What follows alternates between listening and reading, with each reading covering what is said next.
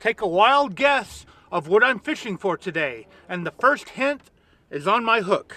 I have nightcrawler, skipjack, nightcrawler, skipjack, nightcrawler, skipjack, nightcrawler, skipjack until I've filled the hook up. And I'm using a 4-ounce river sinker and a leader line with no float on it, because this needs to be on the bottom.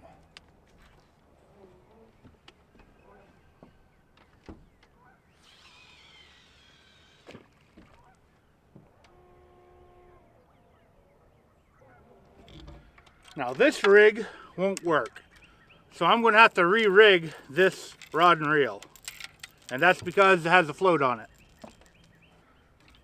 Now this rig has a rattle on it, so I don't know if it will actually hold something that small on the bottom. So what I'm going to do with this one is I'm going to put a big skipjack head on it and put it on the bottom.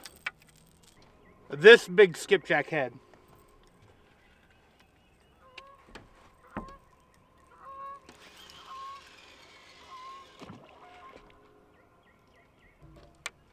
Now another hint is I have a big 60-foot hole behind me. This is really, really deep water.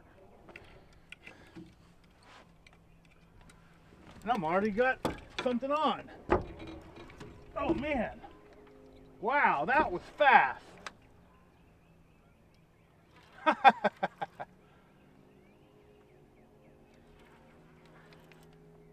If it's a catfish, I've got to reel it up slowly so I don't,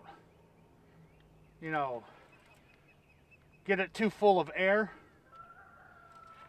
It does feel like a catfish, and I'm not targeting catfish. What I am targeting, I might not catch. I can't believe how fast this was.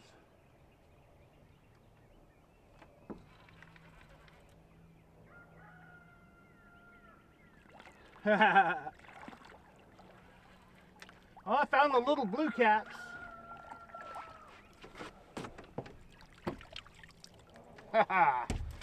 That was incredibly fast. And he ate all my bait too. There we go. Nice blue cat. Now another hint is you usually catch a lot of channel catfish when you're fishing for this particular fish I want to catch. However, in this river system, there are a ton of blues too. Grow up. I really don't know if I'm going to be able to get all my lines in the water, but I'm going to give it a try. All right, I was able to re-rig this other rod and reel, and what I put on here is these expensive plastic worm hooks that have weights on them. I wanted to test a theory out that this would help hold the bait on the bottom of the lake. As another quick hint about what I'm fishing for, up north in the wintertime, they will take like a weighted spoon and put night crawlers on it and put it down the hole that they drilled in the ice to catch this fish. The weight of the spoon holds the bait on the bottom.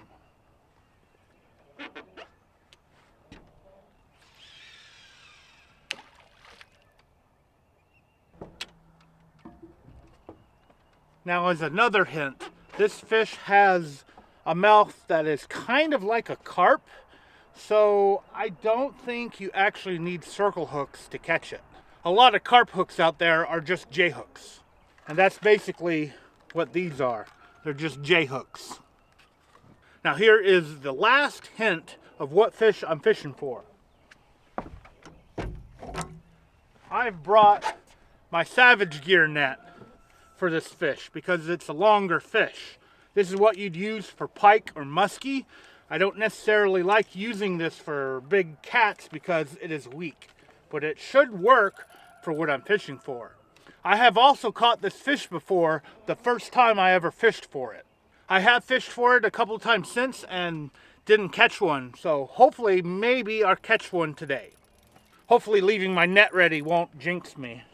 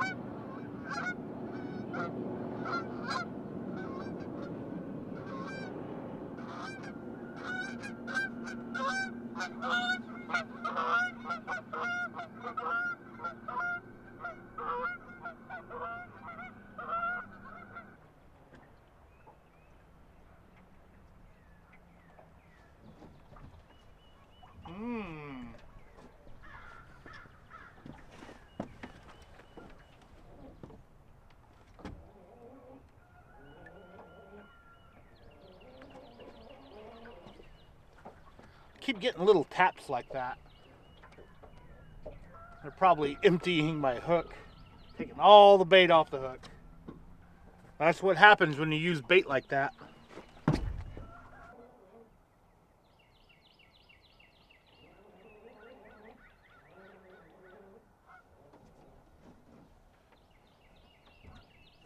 Something playing with the outside one.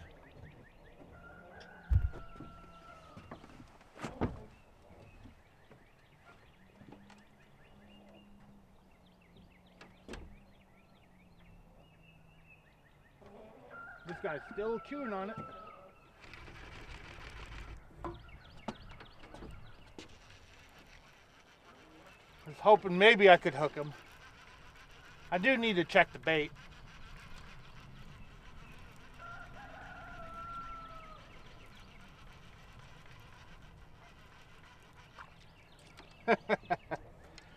Yep, I probably should check the bait on everything. They are cleaning me out.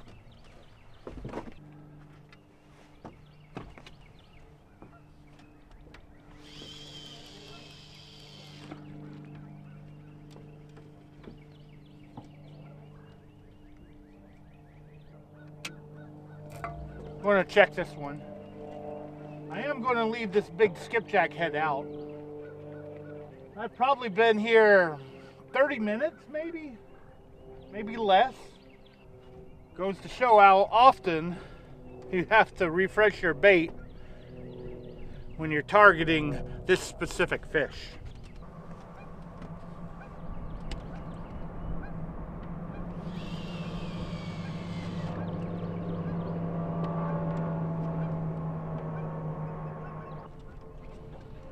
All right, I'm going to refresh the rest of these and then hopefully get back with you guys with the fish on.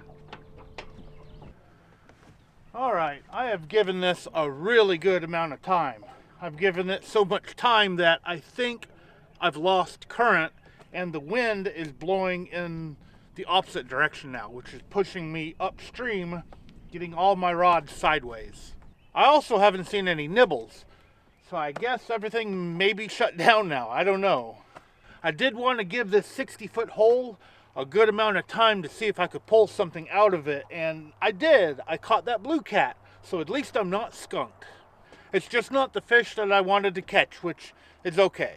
It's possible that this time of year that they've moved upriver to the shallows, and I'm talking way upriver. This fish will literally travel hundreds, if not thousands of miles to get back to its spawning grounds, to the area where it was born, or in this case, released. They do release about 3,000 of these fish a year upriver from here. So I might have to revisit this hole in the summertime. Now, I'm not going to give away what fish I was targeting. I'm going to let you guys guess in the comments below, so go to town. There are multiple fish that will eat this type of bait, and the specific fish that I'm going for is considered critically endangered in Tennessee. It's not federally endangered, it's only in Tennessee.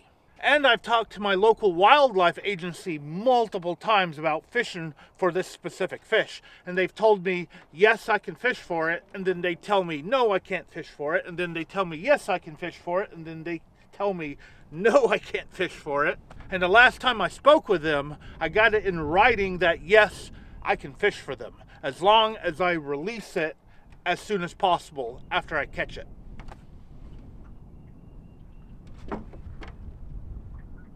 Oh, there was a bite.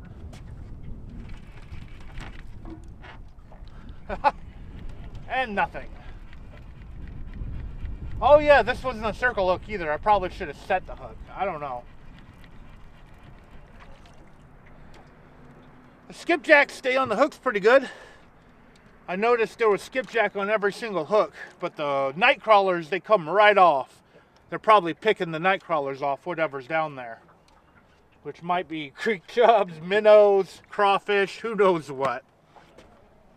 Anyway, like I said earlier, I'll have to come back and try this spot again sometime in the future, maybe sometime in the summertime, this big 60-foot hole.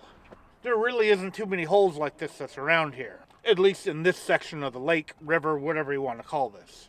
Now, I do hope you guys enjoyed this video, and I also thank you for taking your time out of your day to actually watch this video. I really appreciate it.